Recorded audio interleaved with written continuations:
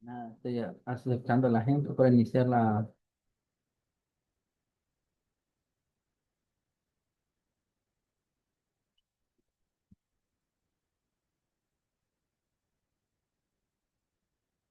¿Qué onda? ¿Qué onda? ¿Qué onda? Comunicación, de respuesta. ¿Qué onda? Sí.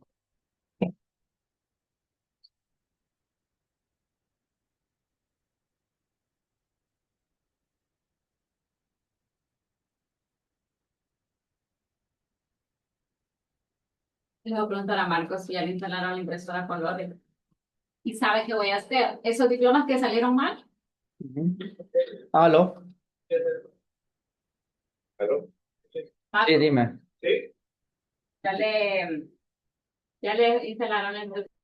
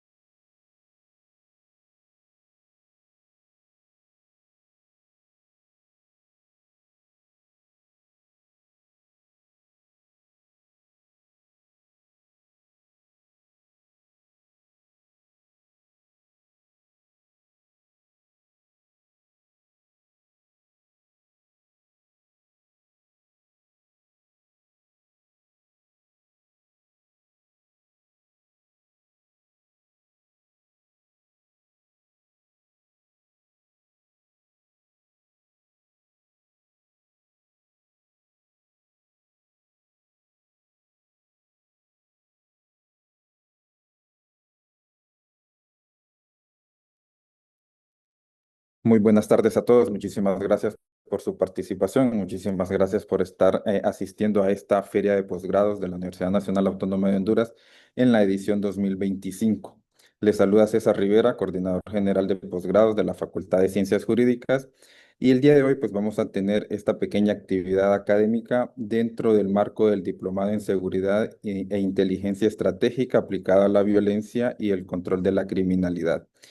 Antes de comenzar, entonces les comento que este diplomado forma parte de nuestra oferta académica en los posgrados de la Facultad de Ciencias Jurídicas y tiene como inscripción límite el 30 de noviembre del presente año y tendrá inicio para el mes de enero del año 2026.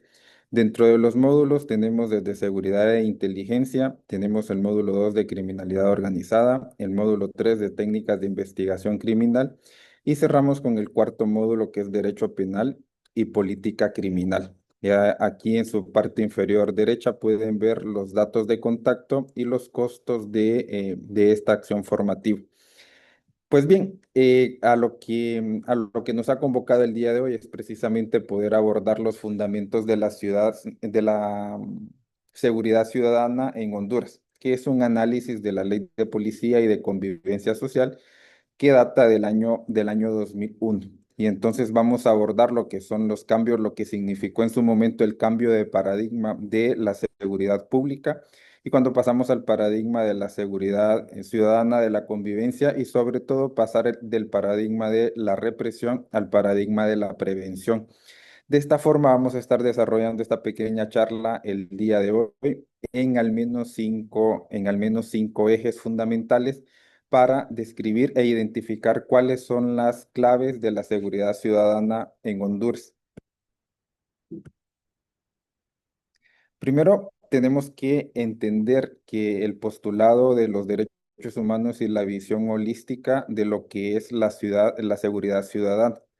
La función policial se ve desde el punto de vista de la seguridad ciudadana y no solamente como un punto de vista de seguridad pública y de control y de represión del crimen, sino que se ve como una acción policial integral que no es meramente o solamente represiva. Así identificamos que el marco fundacional de este macro paradigma de la seguridad ciudadana es primero la observación de los principios y derechos y garantías consagrados en la Constitución de la República y los tratados internacionales, lo que conocemos en el derecho como el bloque de constitucionalidad. De esta forma, identificamos entonces que el alcance de la seguridad ciudadana tiende a ser integral en cuanto a los objetos tutelados. Primero, protege la vida, la honra, los bienes, las creencias y el orden público. Como orden público entendemos, no necesariamente nos referimos a perturbación pública, sino que entendemos como orden público el Estado de Derecho, es decir, el imperio de la ley y también encontramos lo que son las buenas costumbres y la armónica convivencia social. Aquí entonces vamos identificando algunos cambios de lo que ha significado este paradigma para el derecho y sobre todo, pues obviamente para los órganos de seguridad del Estado, porque encontramos que entre los bienes jurídicamente protegidos y a los cuales está llamado la función policial a tutelar, no se encuentran únicamente los bienes, la vida y la represión contra el crimen, sino que encontramos bienes un tanto más intangibles como las creencias,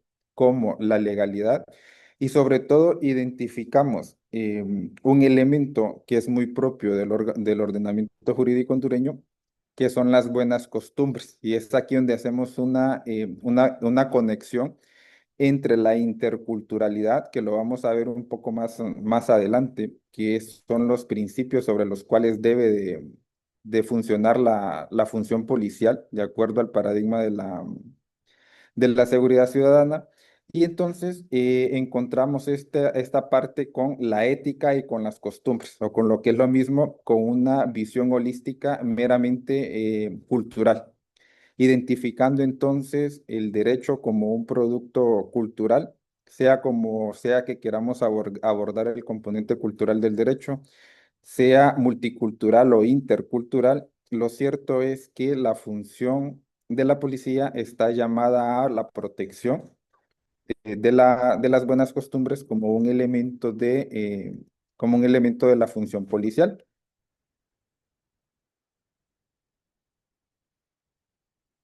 Eh, la salvaguarda adicional, que incluye la erradicación de la violencia, así como la protección al consumidor, la protección al ambiente y la preservación del ornato y del patrimonio histórico. Entonces aquí vemos cómo los bienes protegidos y tutelados por la función policial van mucho más allá de lo que tradicionalmente entendemos como la función policial meramente represiva o de control del crimen, sino que es una función policial extendida y que obviamente no le corresponde únicamente a la Policía Nacional, porque después de todo la Policía Nacional solamente es un actor, que sí es un actor predominantemente principal en lo que es la función policial del Estado de Honduras, pero solamente es uno de los actores. Obviamente que todo esto está estructurado con los diferentes niveles de organización territorial y con los diferentes niveles de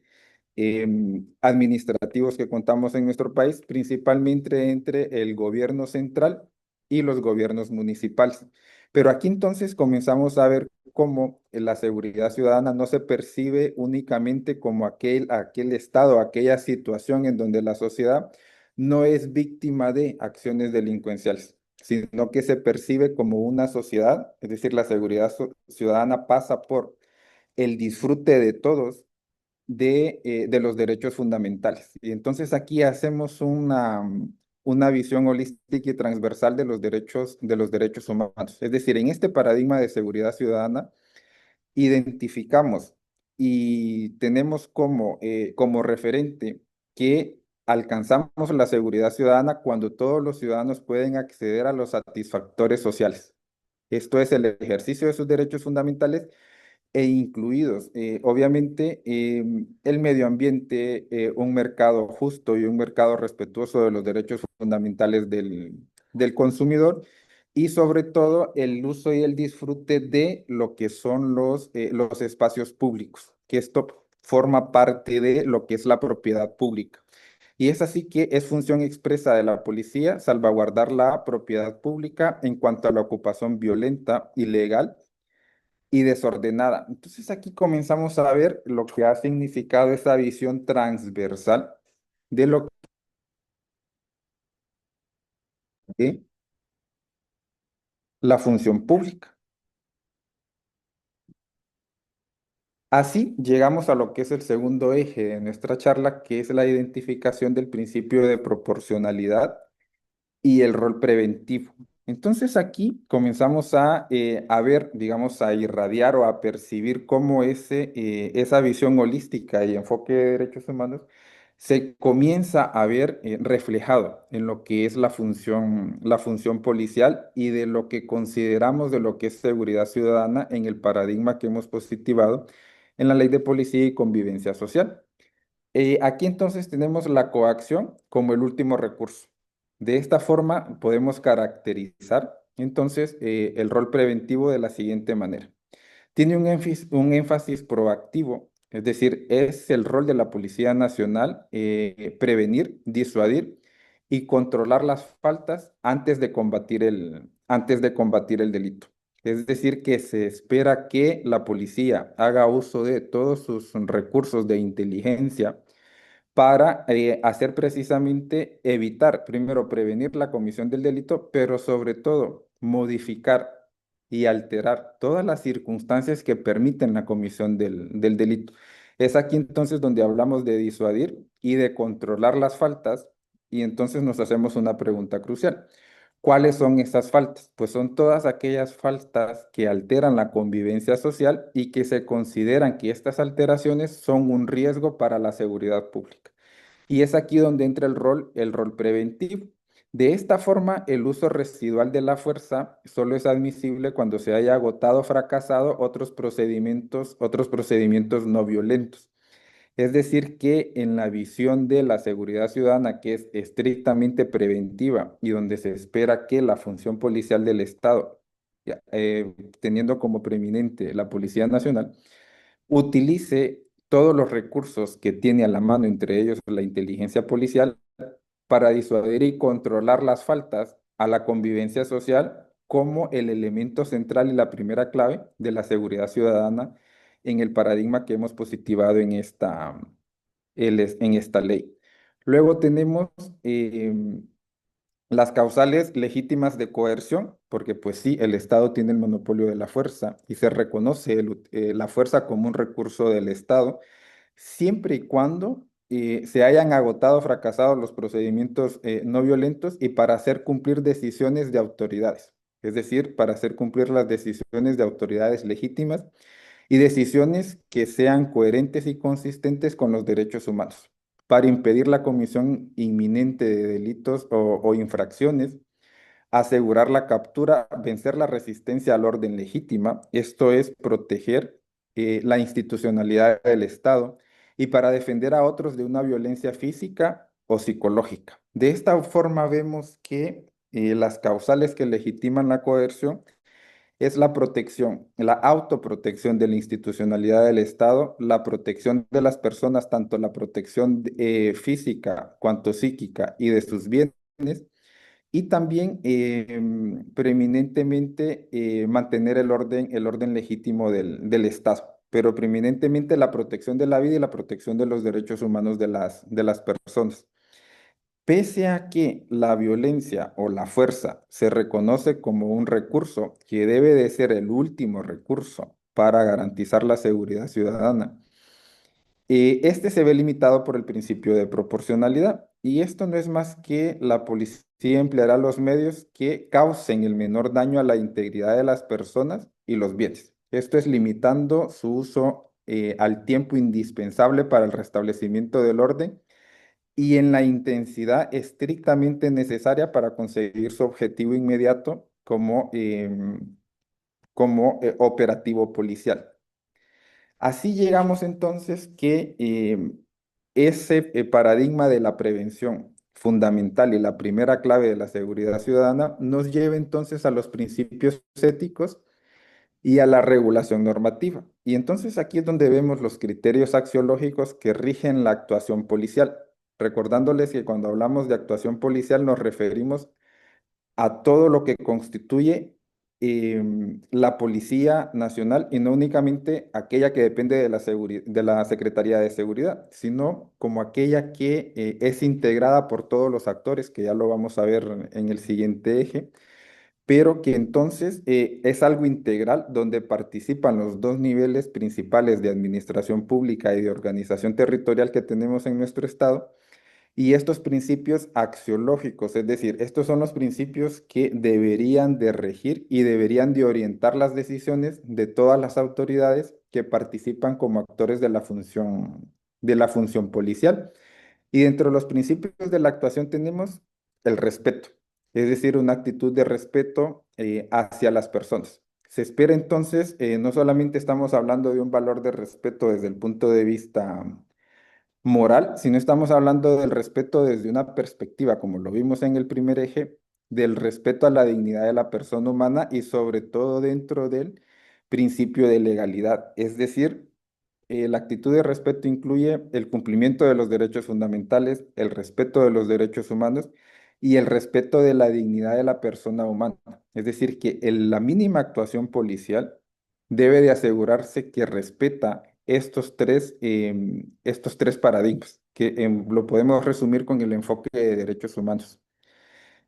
El segundo principio de la actuación policial es la identificación. Es decir, el agente policial se debe de identificar con los intereses, los valores y la cultura de la comunidad.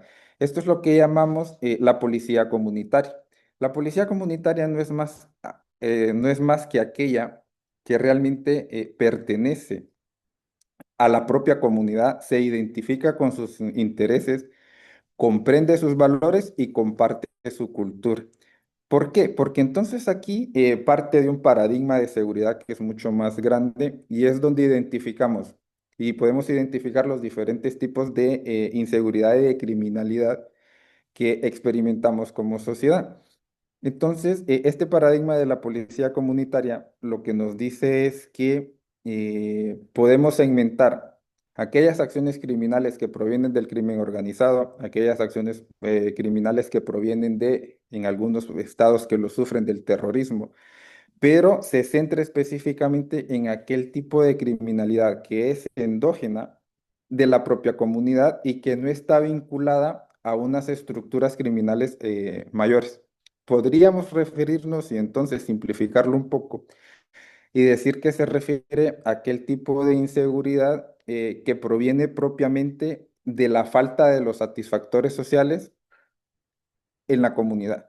Entonces aquí donde identificamos y comenzamos a trabajar un poco más la prevención y podemos ir identificando e ir corrigiendo.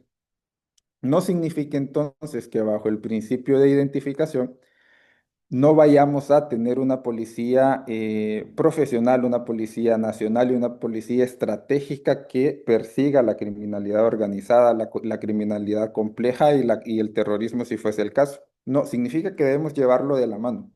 Pero es esta, la comunitaria, la que se encarga de identificar cuáles son las causas de la criminalidad endógena, que tiene que ver con la insatisfacción de los, perdón, con el incumplimiento de los satisfactores sociales, es decir, aquella que deriva de la extrema pobreza, aquella que deriva de la exclusión social, aquella que deriva de la falta de oportunidades, de la falta de empleo y aquella que deriva de la exposición a las carencias sociales.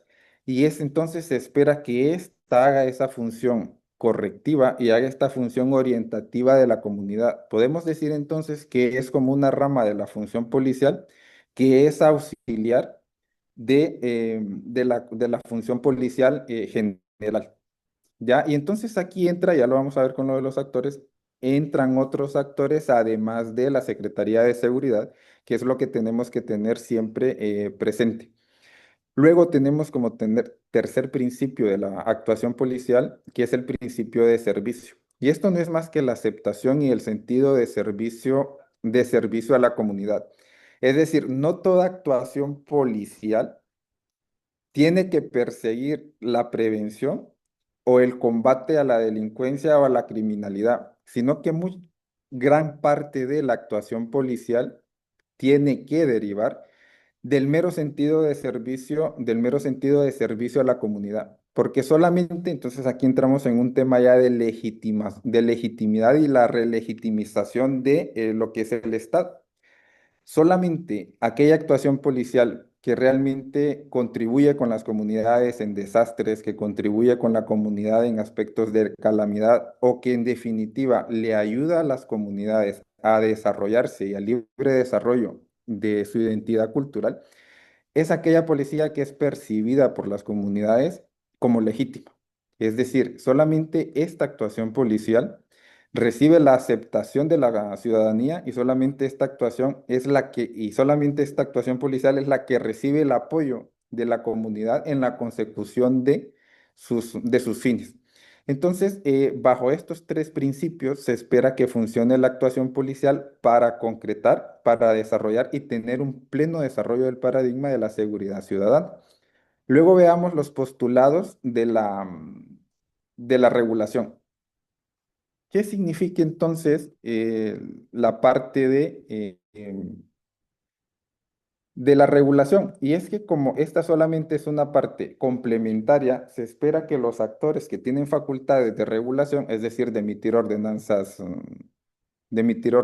municipales, de emitir leyes, de emitir acuerdos, de emitir disposiciones normativas, cumplan ahora estos principios. Y primero, es la restricción mínima, ya esta actividad policial que deriva de la función de la regulación debe tener una actividad policial que no restringe el derecho, salvo que violente el de los demás o el bienestar colectivo. Es decir, se pretende que y se espera que las corporaciones municipales, el Consejo de Ministros, el, que el Congreso Nacional, se espera que todos contribuyan con la regulación y con la emisión de normas que sean realmente que coadyuven a la consecución del paradigma de la seguridad ciudadana, pero este tiene que ser una restricción mínima, ¿ya? Es decir, solamente debe de restringir derechos en la medida que esa actuación o esa conducta que se está regulando violente el bienestar colectivo o los derechos de los demás.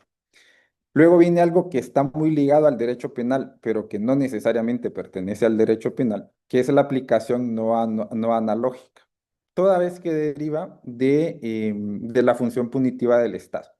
Está prohibida la aplicación analógica de la ley en perjuicio de todos los destinatarios de esta normativa que hace y que complementa la prevención en la seguridad ciudadana, incluyendo incluso aquellas sanciones que contempla la propia ley de policía y convivencia ciudadana. Luego tenemos el criterio de oportunidad. Al sancionar, se debe aplicar lo más eficaz conforme a criterios de oportunidad, individualización y justicia. Es decir, que de toda la gama y de todo el espectro de recursos que se tiene para sancionar y para corregir la conducta y para corregir sobre todo aquellas situaciones que no contribuyen a la prevención, se debe de tener en cuenta que la parte restrictiva y la parte punitiva, pues es el último recurso y por lo tanto se debe de preferir cualquier otro recurso que no implique la restricción de derechos y que no implique cualquier otra violación o restricción de situaciones o de satisfactores sociales. Esto es el libre desarrollo de la personalidad de las personas, el desarrollo de sus propios derechos de circulación, etcétera. Luego, finalmente, viene la regulación de la conducta. Solo se regula la actividad de personas cuando trasciende el ámbito estrictamente privado. Y este es un principio que lo tenemos vigente y que lo hemos heredado del principio perdón, del derecho liberal o de las constituciones liberales. Y este lo que tiene que ver es el viejo axioma del Estado liberal que nos dice que el Estado debe de intervenir mínimamente en la vida privada de las personas. Entonces, la conducta regulada debe de ser única y estrictamente aquella que trasciende el ámbito privado, porque de lo contrario, entonces estaríamos incurriendo y estaríamos incurriendo en la vulneración de derechos humanos. Entre ello, aquel derecho que tenemos a la privacidad, a la intimidad y a la no violación de estos derechos. Aquí entonces llegamos a la parte fundamental y es la estructura dual de la función y de las competencias de la función policial. Aquí entonces tenemos que entender, y era lo que les decía en los ejes anteriores, debemos entender que la función policial no corresponde única y exclusivamente a la Secretaría de Seguridad. En realidad es una función compartida con la función policial nacional y la función policial de las municipalidades. Y entre ellas, como involucramos la parte administrativa municipal, entonces también entendemos que depende del Consejo de Ministros y depende de las corporaciones municipales que utilicen sus facultades regulatorias y sean entonces una parte subsidiaria de la función policial general. Entonces aquí comenzamos a identificar los dos actores principales y como vamos a ver, es aquí donde se concretiza y muy a pesar quizás de algunos casos concretos que conozco, que no hay un desarrollo y realmente un compromiso de parte de la parte municipal de cumplir con su función policial y sobre todo con el desarrollo de la seguridad ciudadana. Entonces, identificamos la función general de la policía, que es una competencia, son competencias exclusivas, es velar por la conservación y el restablecimiento del orden público, recordando que cuando decimos orden público no nos referimos única y exclusivamente a la paz social, sino nos referimos al Estado legal, es decir, al respeto de la ley y el respeto de la legalidad, que es una función exclusiva de la Policía Nacional. Luego sí tenemos como parte del control y la represión de la criminalidad, investigar y combatir el delito y las infracciones. Cuando decimos infracciones, no nos referimos únicamente a las faltas penales, sino nos referimos a aquellas infracciones que derivan propiamente de la ley de convivencia ciudadana. Es decir, todas aquellas conductas que si bien no llegan al ámbito penal, se consideran que son un riesgo para la seguridad ciudadana y por lo tanto son conductas y situaciones que deben de ser corregidas para prevenir que trasciendan en algún momento al ámbito penal, que digamos que es la violación mayor de los derechos fundamentales y los derechos humanos de los ciudadanos. Otra de las funciones es llevar el registro y control general de la tenencia y portación de armas, que corresponde exclusivamente a la Policía Nacional. Y finalmente tenemos la protección de la vida, la honra, bienes y las libertades de las personas. Hacemos un énfasis muy grande en lo que decimos de la protección de las libertades de las personas, porque normalmente en una concepción del Estado policía, es decir, en una concepción bien anticuada de lo que es la función del Estado, creemos que la función policial se limita únicamente a andar vigilantes en las calles y a reprimir al delincuente, cuando lo cierto es que no es se ver exclusivamente a esto, sino que va mucho más allá y es proteger las libertades de las personas. Es decir, proteger que si alguien está obstaculizando la libertad de circulación indebidamente de una persona, pues la policía debe de intervenir.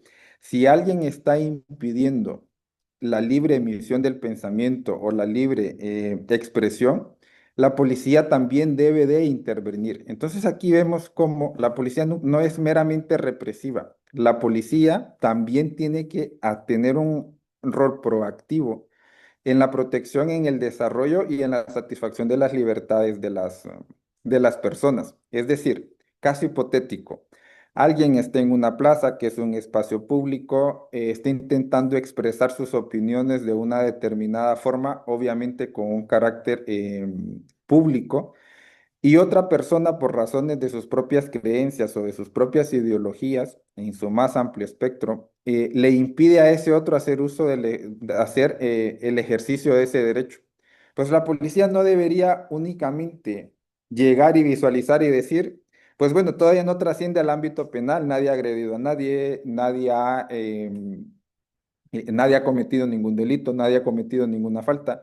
En el rol proactivo debería entonces la policía observar, verificar de que se le está restringiendo, que si bien todavía no trasciende al ámbito penal, se está infringiendo las normas de convivencia y se le está impidiendo a esa persona el ejercicio de sus libertades y por lo tanto debe de actuar y reestructurar y si es posible corregir la situación para permitirle a quien se ve restringido en sus libertades el correcto ejercicio de la misma. Entonces aquí vemos cómo no es necesario precisamente tener un imputado, no es necesario precisamente tener un victimario para que la función policial opere cuando hablamos dentro de un paradigma de seguridad ciudadana.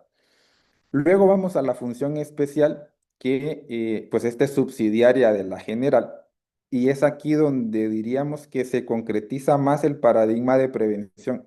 Que recuerden que este es aquí donde regulamos y controlamos la conducta social y la conducta individual para evitar que trascienda al ámbito penal. Porque después de todo es lo que buscamos con la seguridad ciudadana, evitar el delito y evitar la criminalidad. Y no lo hacemos si no tenemos un correcto mecanismo de prevención. Entonces, dentro de las competencias exclusivas para alcanzar este fin, tenemos las ordenanzas de ornato, aseo e higiene que forman parte integral de la seguridad ciudadana. ¿Sí? Está por demás comprobado dentro de las teorías criminalísticas y de criminología que los espacios públicos, el acceso al espacio público y el aspecto y las condiciones del espacio público impactan significativamente en en los resultados que tenemos de violencia y de seguridad en los diferentes barrios, colonias y ciudades.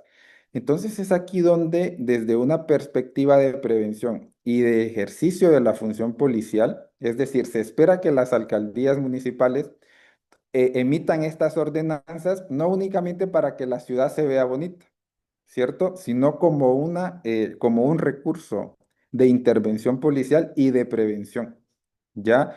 Hay diferentes teorías, desde la teoría de las ventanas rotas, etcétera, que nos indican que lugares visiblemente ordenados, higiénicos y atractivos disminuyen o inhiben la conducta delictiva. Pues entonces se esperaría que las ordenanzas municipales tengan como componente no únicamente el ornato como algo estético, como decir, ok, vamos a recuperar el centro histórico para que se vea bonito. No, tener siempre presente que si conseguimos esto, y por lo tanto es como una decisión para hacer la intervención estatal, en este caso municipal, si lo conseguimos, podemos tener un impacto significativo en la criminalidad y en la seguridad ciudadana de ese sector. Es decir, recuperarlo y no únicamente hacerlo por aspectos estéticos y por aspectos históricos, sino por hacerlo con una visión de mejorar la seguridad en la zona. Luego tenemos la supervisión de espectáculos, establecimientos de recreación, entiéndase restaurantes, bares y clubes nocturnos. Está por demás decir que todos estos lugares si bien pueden ser lugares de esparcimiento y recreación sanos, saludables y de acuerdo a la cultura de un determinado lugar, representan un riesgo significativo donde se pueden cometer, si no se regulan correctamente, si no están ubicados en los lugares adecuados, si no están ubicados y regulados y tienen las condiciones necesarias para, pueden provocar tragedias, pueden hacer que lleguen personas diferentes o ajenas a determinados territorios. Entonces aquí el plan territorial de una alcaldía municipal se esperaría que no tome en cuenta únicamente movilidad de tráfico, acceso a servicios públicos, sino que también tome en cuenta que esas decisiones pueden tener un impacto negativo en la seguridad ciudadana de ese territorio específico, ¿ya? Por demás está decirlo, por ejemplo, un caso hipotético, pues si vamos a tener un bar cerca de un establecimiento educativo, pues por demás está decir que eso puede repercutir negativamente en la percepción de nuestros adolescentes, de nuestros niños, de lo que significa la exposición a bebidas alcohólicas, de cómo deben de comportarse las personas en lugares públicos, etcétera. Entonces, esto tenemos que tomarlo también como un recurso de la Función Especial Municipal de Policía con una visión de prevención dentro del paradigma de la seguridad ciudadana. Luego tenemos el control y la autorización de vendedores ambulantes. Esto también tiene impactos que subyacen, tienen una implicación significativa en cuanto a la seguridad y a la prevención del delito y de la criminalidad y sobre todo de las faltas a la convivencia ciudadana. Finalmente, cerramos este eje con la comprobación de las medidas de seguridad que generan el impacto ecológico. Esto tiene que ver con todo lo que tiene que ver con medio ambiente, con todo lo que tiene que ver con salubridad, porque recuerden lo que decíamos al inicio, seguridad ciudadana no es simplemente vivir sin criminalidad, sino que es vivir en un entorno que me permite el desarrollo de mis derechos fundamentales y el desarrollo de la libre personalidad, y esto implica la satisfacción de los derechos humanos y derechos fundamentales, porque de acuerdo a este paradigma de seguridad ciudadana, entre menos se cumplan o menos se satisfacen los derechos humanos, mayores índices de inseguridad y mayores índices de criminalidad vamos a tener en un territorio determinado.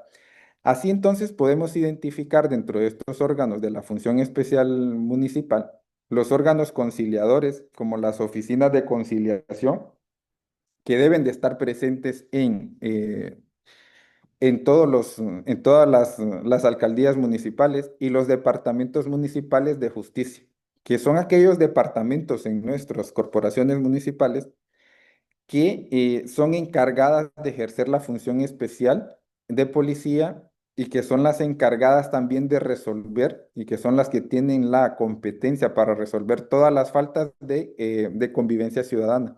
Entonces, en la medida que fortalecemos la función especial, que es subsidiaria de la función general, maximizamos la prevención, corregimos las situaciones de inseguridad y potenciamos el paradigma de la seguridad ciudadana.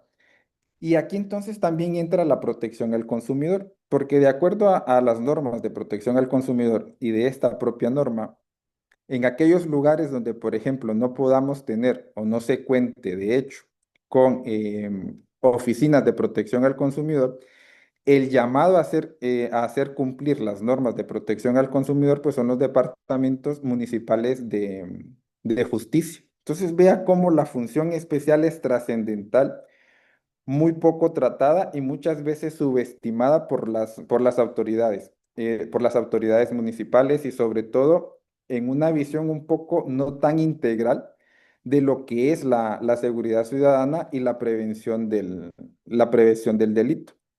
Con esto entonces llevamos a que tenemos un régimen correctivo y tenemos sanciones que no son penales porque pues son situaciones que no han trascendido al ámbito penal, pero si queremos prevenir que trasciendan al ámbito penal, pues hay que corregirlas de forma preventiva. Así entonces tenemos desde amonestaciones verbales o escritas a los ciudadanos o a las entidades. Tenemos expulsión de sitios públicos. Tenemos la retención transitoria que puede ser por un máximo de 24 horas para aquellas personas que estén alterando la paz pública. Tenemos sanciones pecuniarias que deben de ser puestas con todas las garantías, claro está, del derecho administrativo y con todas las garantías que implica una pena, perdón, que implica una sanción. Deben ser interpuestas por los departamentos municipales de justicia. Podemos tener el decomiso o destrucción de bienes, que son aquellos que contravienen las propias normativas municipales. Tenemos el cierre y la suspensión de establecimientos que no reúnen los requisitos de control y los requisitos de autorización para funcionamiento. Tenemos la suspensión y la demolición de obras que se encuentran en vía pública y finalmente tenemos los trabajos obligatorios comunitarios como una forma de justicia restaurativa y como una forma de contacto entre el infractor y la comunidad a la que está, a la que está afectando. De esta forma, podemos entonces llegar a la conclusión, y que es una conclusión bastante simplona, pero que es una conclusión bastante trascendental, y es que el modelo de seguridad ciudadana avanzado en la prevención, la mediación y el respeto al marco constitucional es fundamental, pero sobre todo la seguridad ciudadana es un objetivo común, es un objetivo general y es algo que es algo que nos concierne a todos, tanto a los ciudadanos, autoridades, a los municipios y al gobierno central. Pues bien, con esto llegamos al fin de esta pequeña charla de las claves de la seguridad ciudadana en nuestro país y pues les recuerdo, les agradezco su asistencia, les recuerdo que estamos en el marco de la Feria de Posgrados de la Universidad Nacional Autónoma de Honduras en el año 2025 y esta charla corresponde precisamente al Diplomado en Seguridad e Inteligencia Estratégica, tiene como fecha máxima de inscripción el 30 de noviembre porque tiene inicio de clases para el mes de enero. Tienen en su pantalla los datos de contacto, los datos de costo y pueden escribir y comunicarse con nuestro personal para obtener información. Y pues bueno, les invito a que puedan ver en la página de posgrados de la Facultad de Ciencias Jurídicas toda la oferta de posgrado que tenemos activa. Les motivo a poder verla, les animo a poder regresar a casa los que son egresados de nuestra universidad, pero también les animo a todos los demás que puedan ver nuestra oferta y puedan potenciar su futuro. Muchísimas gracias y feliz tarde.